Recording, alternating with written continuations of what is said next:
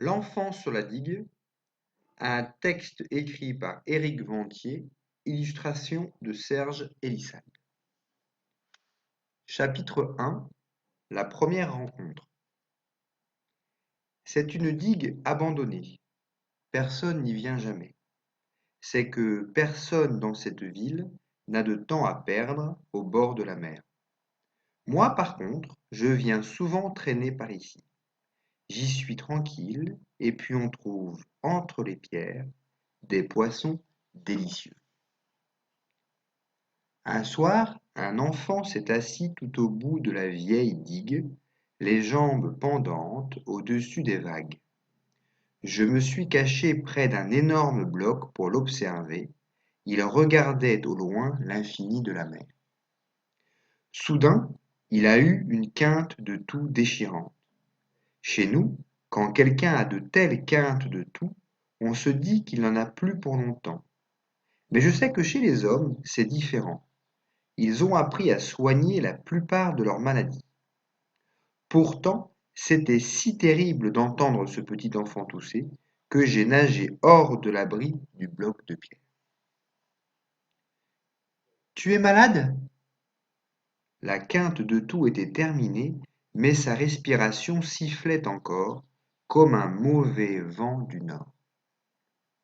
Oui, a-t-il répondu. Je n'ai pas été étonné qu'il me comprenne.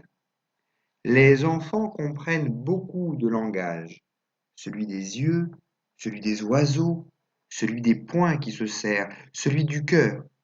Je lui ai demandé: Qu'est-ce que tu as? Il m'a regardé avec de grands yeux tristes et il a esquissé un sourire.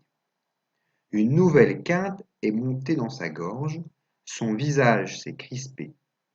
Il a réussi à ne pas tousser, mais son sourire a disparu. C'est la peinture qui est mauvaise. Je devais avoir la tête de quelqu'un qui n'a pas compris. Il m'a expliqué. Je peins des voitures rouges dans une usine de jouets. Des voitures miniatures pour les enfants riches. Il n'y avait dans sa voix ni colère, ni jalousie, ni envie. Il continua d'un ton égal. On pulvérise la peinture avec des sortes de pistolets. Ça vole partout, on en avale. C'est la peinture. Elle fait tousser. Je lui ai demandé pourquoi il faisait ça, puisque ça lui faisait tant de mal.